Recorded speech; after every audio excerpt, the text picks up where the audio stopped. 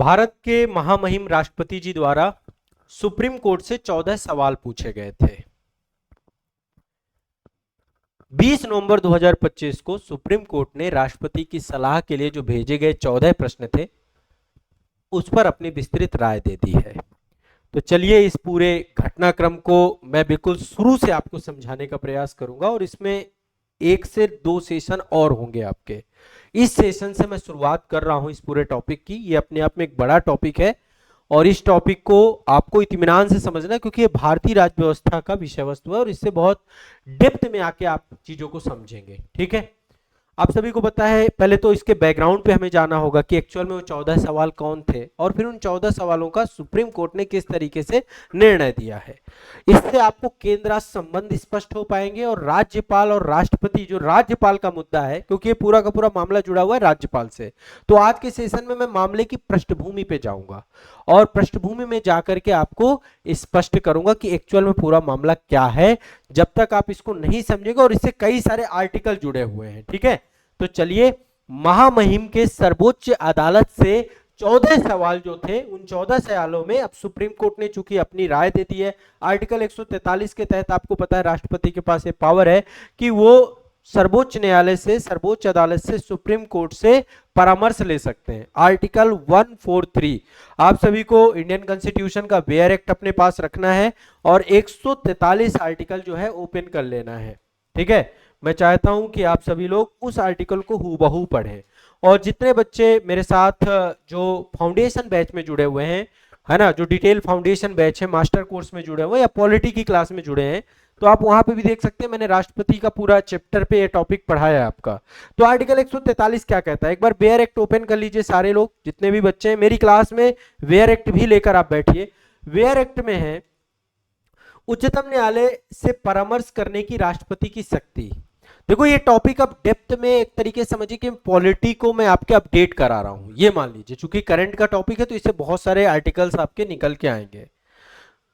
यहां पे लिखा है, यदि किसी समय राष्ट्रपति को प्रतीत होता है कि विधि या तथ्य का कोई ऐसा प्रश्न उत्पन्न हुआ है या उत्पन्न होने की संभावना है जो ऐसी प्रकृति का है और ऐसे व्यापक महत्व का है कि उस पर उच्चतम न्यायालय की राय प्राप्त करना समीचीन होगा, तो उस प्रश्न के विचार करने के लिए न्यायालय को निर्देशित कर सकेगा और वह न्यायालय ऐसी सुनवाई के पश्चात जो ठीक समझता है राष्ट्रपति को उस पर अपनी राय प्रतिवेदित कर सकेगा। पहला क्लॉज। दूसरा क्लॉज कहता है इसका, राष्ट्रपति अनुच्छेद 131 के परंतु के किसी बात के होते हुए भी इस प्रकार के विवाद को जो वर्णित है राय देने के लिए उच्चतम न्यायालय को निर्देशित कर सकेगा। उच्चतम न्यायालय ऐसी सुनवाई के पश्चात जो ठीक समझता है राष्ट्रपति को अपनी राय प्रतिवेदित करेगा। यानी पूरा मामला 143 के तहत ये किया गया था, लेकिन ये जुड़ा हुआ है आर्टिकल 200 और आर्टिकल 201 से। कैसे, एक बार समझते हैं कि ये पूरा का पूरा मामले का पृष्ठभूमि समझते हैं, फिर मैं आगे जो अभी सुप्रीम कोर्ट ने कहा है वो अगले सेशन में आपको समझाऊंगा। पहले समझिए क्या क्या पूरा बैकग्राउंड था, पूरे बैकग्राउंड को आप समझिए कि ये कौन सा फैसला था जिससे इतना विवाद खड़ा हुआ और राष्ट्रपति को 14 सवाल पूछने पड़े। देखिए, तमिलनाडु सरकार और राज्यपाल जो वहां पे तत्कालीन राज्यपाल थे, आप सभी को पता है कि आर्टिकल 200 और आर्टिकल 201 दो आर्टिकल हैं। आर्टिकल 200 के तहत यदि मान लीजिए विधानसभा जो है, कोई भी स्टेट असेंबली है, यदि वो कोई कानून पारित करती है तो कानून अंतिम रूप से कानून का रूप तब धारण करता है जब उसमें राज्यपाल के साइन हो जाते हैं, है ना। यही स्थिति आर्टिकल 111 में संसद जब भी कोई कानून बनाती है राष्ट्रपति अंतिम रूप से उस पर साइन करते हैं तब कानून बनता है। लेकिन राज्यपाल के पास बहुत विवेकाधीन शक्तियां और राज्यपाल बहुत पावरफुल पद है। तो आर्टिकल 200 और 201 मैं चाहता हूं एक बार बेयर एक्ट में आप ये दोनों आर्टिकल आप जरूर पढ़िए। आर्टिकल 200 बेयर एक्ट में है विधेयकों पर अनुमति। मैं पढ़ के सुना रहा हूं आप लोगों को, आप भी अपना बेयर एक्ट ओपन कर लेंगे तो आपको ज्यादा अच्छे समझ में आएगा। आर्टिकल 200 पे लिखा है, जब कोई विधेयक राज्य की विधानसभा द्वारा या विधान परिषद वाले राज्य में विधानमंडल के दोनों सदनों द्वारा पारित कर दिया जाता है तब वह राज्यपाल के समक्ष प्रस्तुत किया जाएगा और राज्यपाल घोषित करेगा कि वह विधेयक पर अनुमति देता है या अनुमति रोक लेता है अथवा वह विधेयक को राष्ट्रपति के विचार के लिए आरक्षित रखता है। मतलब वही है, विधानसभा से जब भी कोई विधेयक जाएगा वो राज्यपाल के पास पहुंचेगा और राज्यपाल उसमें अनुमति देगा या तो रोक लेगा। परंतु राज्यपाल अनुमति के लिए अपने समक्ष विधेयक प्रस्तुत किए जाने के पश्चात यथाशीघ्र उस विधेयक को, यदि वो धन विधेयक नहीं है तो सदन या सदनों को इस संदेश से वापस लौटा सकेगा। मतलब ओवरऑल वही है, पुनर्विचार के लिए वीटो पावर का उपयोग करेगा, ये सारी बातें हैं। फिर 201 में विचार के लिए आरक्षित विधेयक, मतलब कोई भी विधेयक राज्यपाल द्वारा राष्ट्रपति के लिए भी विचार के लिए रख सकता है। तो देखो पहले थोड़ा सा मैं यहाँ पे एक चीज आपको स्पष्ट कर देता हूं ताकि आपको समझ में आ जाए। आर्टिकल 200 और 201 यही मामला है, पृष्ठभूमि में दोनों आर्टिकल है। तमिलनाडु सरकार के द्वारा कोई विधेयक पारित करके किसको भेजा गया? राज्यपाल महोदय को। अब जब राज्यपाल महोदय के पास पहुंचा तो राज्यपाल महोदय ने अनिश्चित काल के लिए उसे रोक लिया। अब अनिश्चित काल के लिए रोक लिया तो सरकार पहुंच गई कहां पे? कोर्ट में पहुंच गई। और जब कोर्ट में पहुंच गई, सुप्रीम कोर्ट में पहुंच गई, तो इसको लेकर पूरा विवाद हुआ। सुप्रीम कोर्ट का जो ऑर्डर आया, डिसीजन आया, यहीं पे विवाद हुआ पूरा का पूरा। सुप्रीम कोर्ट ने यह फैसला सुनाया, सर्वोच्च अदालत ने कहा कि राज्यपाल यदि विधानसभा से कोई भी विधेयक आता है तो अनिश्चित काल के लिए नहीं रोक सकता है। ठीक है, संविधान के अनुच्छेद 200 के तहत उसके पास वीटो पावर का अधिकार नहीं है। अदालत ने यह भी निर्देश दिया कि राज्यपाल द्वारा यदि कोई विधेयक राष्ट्रपति के लिए आरक्षित किया जाता है तो राष्ट्रपति को 3 माह के भीतर भीतर उसको क्या करना पड़ेगा? उस पर निर्णय करना पड़ेगा। मतलब आप सोचिए, माइलस्टोन, बहुत बड़ा माइलस्टोन है आपका ये पूरा का पूरा। तो जैसे ये बात हुई, मतलब एक्चुअल में इसको और डिटेल करते हैं, सर्वोच्च अदालत ने क्या क्या बात कही। सबसे पहली बात, सर्वोच्च अदालत ने कहा कि बिल पर फैसला लेना पड़ेगा। आर्टिकल 201 के तहत जब कोई भी विधेयक विधानसभा से पारित होकर कहां पहुंचेगा? राज्यपाल के पास। तो राज्यपाल यदि राष्ट्रपति के लिए भेजता है, वो राज्यपाल को यदि लगता है कि भाई इसमें कोई संघ सूची का मुद्दा है या कोई भी ऐसा मुद्दा है, तो वो जो है राष्ट्रपति के पास जाता है मामला, है ना। तो कई बार इस विवेकाधीन शक्ति का दुरुपयोग भी होता है, ये भी मान लीजिए। तो उसी पे अंकुश लगाने के लिए सुप्रीम कोर्ट ने ये चीज कही थी और संविधान को परिभाषित किया था। तो विधानसभा से पारित होकर राज्यपाल के पहुंचा और राज्यपाल ने उसको राष्ट्रपति को भेज दिया, है ना, राष्ट्रपति को विचार के लिए भेज दिया। तो राष्ट्रपति विधेयक को मंजूरी देनी ही पड़ेगी, विधेयक को मंजूरी देनी पड़ेगी, या स्पष्ट रूप से आप अस्वीकृत कर दीजिए, उसको रखे मत रखिए। हमारे संविधान में ये जो है अभी तक स्पष्टता नहीं थी, कहीं पर नहीं थी कि कितने समयावधि के अंदर अंदर आपको उस पर बताना है। इसीलिए पॉकेट वीटो और कई सारे वीटो पावर राष्ट्रपति को मिल जाते हैं। तो पहला मुद्दा तो ये निकल के आया कि भाई बिल पे आपको फैसला देना पड़ेगा, या तो हाँ करिए या तो ना करिए, पर करिए, कुछ ना कुछ तो करिए। यदि आपके पास कोई भी राज्य का मामला राज्यपाल के थ्रू आता है तो आप उस पर हाँ या ना करिए। पहली बात सुप्रीम कोर्ट ने यह कहा। दूसरी बात कहा कि न्यायिक समीक्षा होगी भैया उसकी। सुप्रीम कोर्ट ने कहा कि अनुच्छेद 201 के तहत राष्ट्रपति द्वारा जो भी निर्णय लिया गया है उसकी न्यायिक समीक्षा संभव है, उसकी न्यायिक समीक्षा होगी। यदि किसी विधेयक में केंद्र सरकार की भूमिका प्रमुख हो और निर्णय में मनमानी या दुर्भावना पाई जाती है तो अदालत उस निर्णय की समीक्षा कर सकता है, यानी कि वाद योग्य होगा। राष्ट्रपति जो भी निर्णय लेगा, देखो आप समझिए सीधा सा मामला है, विधानसभा है, विधानसभा से विधेयक राज्यपाल के पास आया, राज्यपाल ने उसको ट्रांसफर करके कहां भेज दिया? राष्ट्रपति के पास भेज दिया, और राष्ट्रपति उस पर निर्णय लेंगे। यदि निर्णय हाँ लेंगे तो हाँ जल्दी लेना पड़ेगा, यदि निर्णय ना लेंगे तो भी निर्णय लेना पड़ेगा, और इस निर्णय को भी कोर्ट में ले जाया जा सकता है, यानी इसका भी न्यायपालिका द्वारा बकायदा जो है देखा जाएगा कि ये निर्णय सही लिया गया है, गलत लिया गया है। समझ रहे हैं? मतलब अपने आप में बहुत डेप्थ में जाके मैं आपको चीजें बता रहा हूं, ये आमतौर पे आपको बुक्स वगैरह में नहीं मिलेगा और कोई भी आपको इतना डिटेल में नहीं समझाएगा। तो न्यायिक समीक्षा की बात कह दी, ठीक है। अभी हम सिर्फ जा रहे हैं पृष्ठभूमि में कि एक्चुअल में सुप्रीम कोर्ट में हुआ क्या था। इसके अलावा सुप्रीम कोर्ट ने यह भी कहा कि जब जब निर्णय, जो भी निर्णय लिया जाएगा, उस सुप्रीम कोर्ट ने स्पष्ट किया कि समय सीमा कोई निर्धारित तो नहीं है, लेकिन निर्णय वाजिब अवधि में लिया जाना चाहिए। ऐसा नहीं कि कोई भी निर्णय आप कभी भी ले रहे हैं। तो राष्ट्रपति को भेजे गए विधेयक 3 महीने के भीतर आपको फैसला लेना अनिवार्य होगा। समय पर निर्णय नहीं होगा तो देरी का कारण बताना पड़ेगा आपको कि क्या कारण है। मान लीजिए इन्होंने कहा कि कोई विधानसभा से कानून पारित हुआ, राज्यपाल के पास आया, राज्यपाल ने उसको राष्ट्रपति के लिए आरक्षित कर दिया, तो राष्ट्रपति को 3 महीने के अंदर अंदर क्या करना पड़ेगा? उस पर निर्णय लेना पड़ेगा, और यदि निर्णय नहीं हो पाया 3 महीने में तो आपको कारण बताना पड़ेगा कि आप क्यों नहीं निर्णय ले पाए 3 महीने में। ठीक है। इसके अलावा सुप्रीम कोर्ट ने एक बात और कही कि राष्ट्रपति किसी भी विधेयक को राज्य विधानसभा को संशोधित या पुनर्विचार के लिए यदि लौटाते हैं, ठीक है, मान लीजिए राष्ट्रपति ने क्या कहा, संशोधित करके बोल दिया भैया विधानसभा को वापस हो गया, यदि वहां से दोबारा पारित होकर के आता है तो राष्ट्रपति को अंतिम निर्णय लेना पड़ेगा, बार बार बिल को वापस नहीं भेजना होगा कि आप फिर भेज दिए, फिर भेज दिए, फिर भेज दिए। मतलब आप सोचिए विधानसभाओं की यह स्थिति है कि वहां पर राज्यपाल के माध्यम से, जो राज्यपाल के पास विवेकाधीन शक्तियां हैं, वो शक्तियां या आर्टिकल 200 और 201 की निहित की शक्तियां हैं, ये अपने आप में बहुत जटिल बना देती हैं वहां के पूरे प्रक्रिया को, कानून बनाने की प्रक्रिया को। तो राष्ट्रपति ने इसे भी स्पष्ट कर दिया कि भैया यदि कोई विधेयक राष्ट्रपति के पास जाता है राज्यपाल के थ्रू, तो आप जो है उस विधेयक को क्या करेंगे, आप एक बार वापस कर दीजिए, दोबारा आता है तो आपको फिर उस पर अंतिम निर्णय लेना पड़ेगा, हाँ ना कुछ बोलना पड़ेगा, बार बार आप उसे वापस नहीं भेज सकते हैं। ये 4 चीजें सुप्रीम कोर्ट ने डेप्थ में जाके कही। डेप्थ में समझ में आ रहा है तमिलनाडु सरकार और राज्यपाल के बीच का जो पूरा मामला है। तो उसके बाद 4 पॉइंट मैंने आपको बताए। पहली बात, बिल पे फैसला लेना होगा, आपको हाँ ना बताना पड़ेगा, और दूसरा न्यायिक समीक्षा होगी उसकी, क्यों आपने हाँ ना किया। तीसरा, यदि आप समय पे नहीं करते तो आपको कारण बताना पड़ेगा, 3 महीने का समय दे दिया गया, और बिल बार बार वापस नहीं भेज सकते हैं, आपको यदि दोबारा वापस आता है तो आप उस पर साइन करिए। जैसे ये मामला हुआ तो राष्ट्रपति जी ने सुप्रीम कोर्ट से आर्टिकल 143 का उपयोग करके क्वेश्चन पूछ लिए, 14 प्रश्न पूछे, 1-2 प्रश्न नहीं पूछे प्रेसिडेंट ने, हमारे 14 क्वेश्चन पूछ लिए कि भैया आप बताइए, क्लियर करिए आप संविधान को, है ना, आपने जो वर्डिक्ट दिया है इसको क्लियर करिए।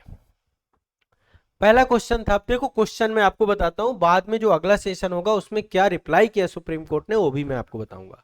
पहला क्वेश्चन पूछा कि अनुच्छेद 200 के अंतर्गत विधेयक प्रस्तुत किए जाने पर राज्यपाल के पास क्या संवैधानिक विकल्प है, यानी आर्टिकल 200 को आप थोड़ा स्पष्ट कर दीजिए। ये पहला क्वेश्चन था। अब 14 सवाल है, ध्यान से सुनिएगा, मैं एक एक सवाल आपके दिमाग में बैठाऊंगा।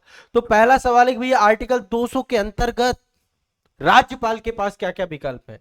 दूसरा, क्या राज्यपाल इन विकल्पों का प्रयोग करने के लिए मंत्रिपरिषद की सलाह से बाध्य है, क्या मंत्रिपरिषद की सलाह लेना पड़ेगा राज्यपाल को या नहीं लेना पड़ेगा, ये दूसरा सवाल था।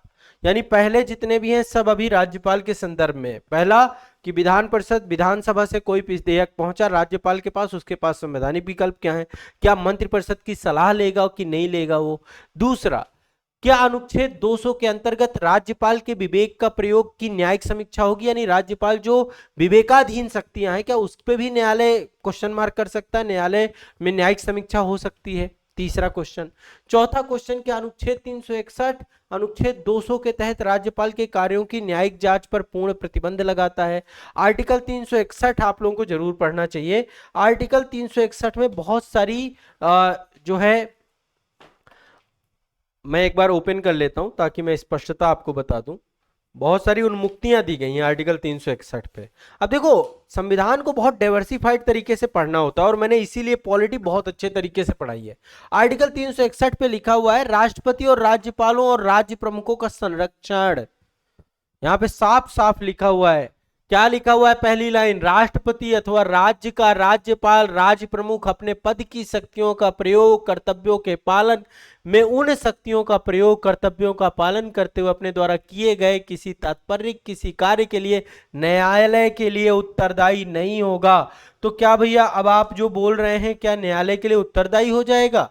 हाँ, आर्टिकल चौथा सवाल यही तो है, क्या अनुच्छेद 361 अनुच्छेद 200 के तहत राज्यपाल के कार्यों की न्यायिक जांच पर पूर्ण प्रतिबंध लगेगी क्या? तो आर्टिकल 361 हमें स्पष्ट कर दीजिए, थोड़ा ये बता दीजिए। ये बोला, ठीक है। फिर सवाल, मैं अभी आगे चल के आपको सारे सवाल वगैरह सब कुछ यहाँ पे डिस्प्ले कर दूंगा, आप बिल्कुल परेशान मत होइए। अगला है सवाल नंबर 5। सवाल नंबर 5 कहते हैं, क्या न्यायालय संवैधानिक समय सीमा के अभाव में अनुच्छेद 200 के तहत अपनी शक्तियों का प्रयोग करते समय राज्यपालों के लिए समय सीमा निर्धारित कर सकते हैं या प्रक्रियाएं निर्धारित कर सकते हैं?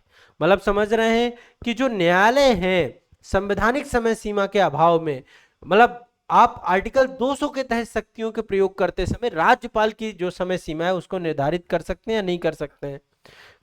फिर आ जाते हैं अगला 5 सवाल तो राज्यपाल से जुड़े हुए थे। अगला सवाल है आर्टिकल 201 के लिए कि राष्ट्रपति की विवेक न्यायिक समीक्षा के अधीन है क्या, राष्ट्रपति कोई काम करता है तो उसकी न्यायिक समीक्षा हो सकती है क्या। इसके बाद बोला क्या न्यायालय अनुच्छेद 201 के तहत राष्ट्रपति के विवेकाधिकार के प्रयोग के लिए समय सीमा और प्रक्रियागत आवश्यकताएं निर्धारित कर सकता है क्या। यानी जो पूरा डिसीजन था सुप्रीम कोर्ट का, उसी डिसीजन से जुड़े हुए सारे सवाल हैं कि आप जो भी कह रहे हैं कि भैया समय सीमा के अंतर्गत होना चाहिए, न्यायालय के वाद योग्य है, उन्हीं से जुड़े हुए सारे प्रश्न हैं। इसके बाद 8वां नंबर क्वेश्चन आपका 8वां जो प्रश्न था कि क्या राज्यपाल द्वारा आरक्षित विधेयक पर निर्णय लेते समय राष्ट्रपति को अनुच्छेद 143 के अंतर्गत सर्वोच्च न्यायालय से राय लेनी चाहिए कि नहीं लेनी चाहिए।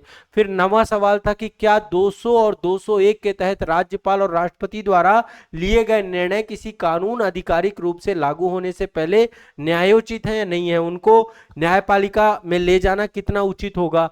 सवाल नंबर 10 है कि क्या न्यायपालिका अनुच्छेद 142 के माध्यम से राष्ट्रपति और राज्यपाल द्वारा प्रयोग की जाने वाली संवैधानिक शक्तियों को संशोधित या रद्द कर सकती है। मतलब आप समझिए कि अब यहाँ पे राष्ट्रपति की पावर कम करने की बात सुप्रीम कोर्ट ने कही। एक तरीके से ये वही विवाद है जब हम केशवानंद भारती के टाइम पीरियड पे देखते हैं कि कार्यपालिका और न्यायपालिका आपस में आके खड़ी हो जाती हैं, उसी तरीके से राज्यपाल के मुद्दे पे ये 14 सवाल बहुत बड़े थे और इसमें सुप्रीम कोर्ट ने क्या राय दी, जब मैं आपको एक एक सवाल को स्पष्ट करूंगा तो आपको बहुत मजा आएगा। मैं एक एक सवाल और उसका क्या डिसीजन है उसको बहुत आसान भाषा में आपको समझाऊंगा, ठीक है। तो 10वां सवाल आपका कि भैया क्या आर्टिकल 142 भी आपको पढ़ना होगा। आर्टिकल 142 के तहत सुप्रीम कोर्ट अपनी न्यायिक शक्ति है सुप्रीम कोर्ट के, उसमें न्याय देने को लेकर के, पूर्ण न्याय देने को लेकर के आर्टिकल 142 के तहत ही बड़े बड़े डिसीजंस आपके सुप्रीम कोर्ट देता है। तो आर्टिकल 142 में आपको पढ़ा भी देता हूँ, थोड़ा सा यहाँ पे डिस्कस हुआ है तो थोड़ा सा बता भी देता हूँ। देखो एग्जैक्ट एक एक बेयर एक्ट में एक एक आर्टिकल मैंने आपको पढ़ाया है, ठीक है। आर्टिकल 142 में क्या लिखा हुआ है, आर्टिकल 142 में लिखा है उच्चतम न्यायालय की डिक्रियों और आदेशों को प्रवर्तन और प्रकटीकरण आदि के बारे में आदेश, ठीक है। ये सब बहुत आसान भाषा मैंने आपको पढ़ा रखा है। तो सवाल 11 नंबर क्या कहते हैं, 11 नंबर पे कहा कि क्या अनुच्छेद 200 के अंतर्गत राज्यपाल की स्वीकृति के बिना कोई राज्य कानून लागू हो जाता है कि नहीं। मतलब आर्टिकल 200 के तहत यदि राज्यपाल की स्वीकृति ना मिले मान लो तो कोई राज्य कानून लागू होगा या नहीं होगा, ये पूछा गया।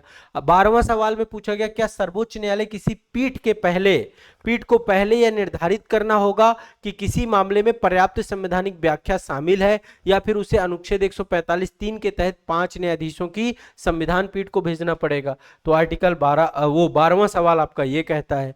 13वां सवाल क्या कहता है, 13वां सवाल कहता है क्या अनुच्छेद 142 के तहत सर्वोच्च न्यायालय की शक्तियां प्रक्रियागत मामलों में आगे बढ़कर ऐसे निर्देश जारी कर सकती हैं जो मौजूदा संवैधानिक या वैधानिक प्रावधानों का खंडन करते हैं।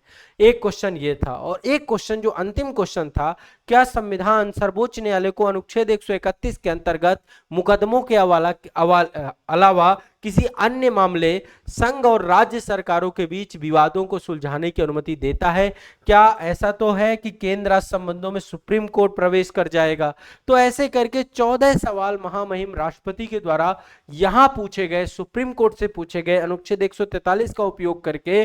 तो ऐसे में मामला कुछ बड़ा बन जाता है, मामला काफी गंभीर बन जाता है, मामला काफी चिंताजनक बन जाता है।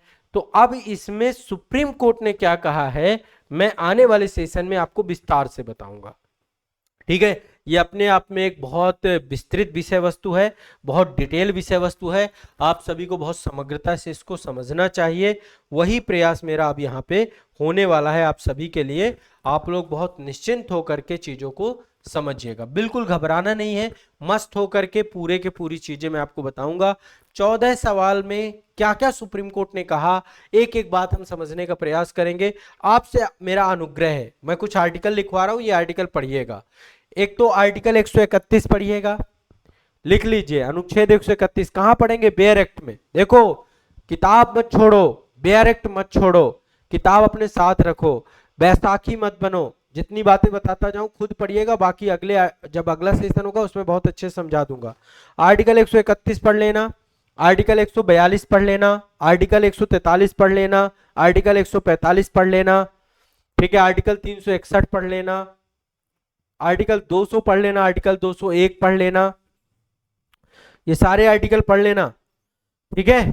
थोड़ा सा सुप्रीम कोर्ट वाला चैप्टर आपको ध्यान रखना है, क्योंकि इन सब का जुड़ाव आपका पॉलिटी वाले इस सेगमेंट पे होगा, ठीक है ना। तो ये बहुत ही शानदार टॉपिक है, और इस टॉपिक से आपकी संविधान की समझ बहुत डेवलप होगी, आप संविधान को बहुत अच्छे तरीके से समझ पाएंगे। तो ये जो पूरा का पूरा विवाद है, इस विवाद को एक बार समझने की पूरी कोशिश करेंगे। अभी 20 नवंबर 2025 को सुप्रीम कोर्ट के द्वारा ये जो 14 प्रश्न पूछे गए थे, इस पे विस्तृत राय दी जा चुकी है, और विस्तृत राय को हम समझने का प्रयास करेंगे।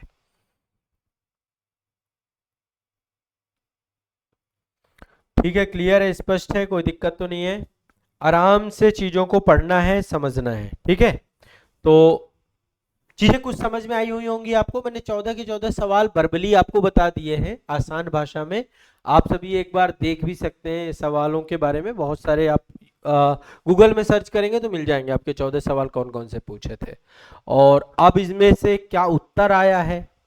अगले उसमें मैं सवाल भी यहीं पे रखूंगा और उत्तर मैं खुद आपको बताता जाऊंगा आसान। उसमें सवाल मैं यहाँ पे आपको एक एक करके टाइप कर लूंगा, सवाल भी मैं आपको यहाँ पे दिखा दूंगा क्या क्या सवाल पूछे गए। अगला सेशन हम नेक्स्ट सेशन पे ही रखेंगे, जिसपे हम डिटेल से समझेंगे।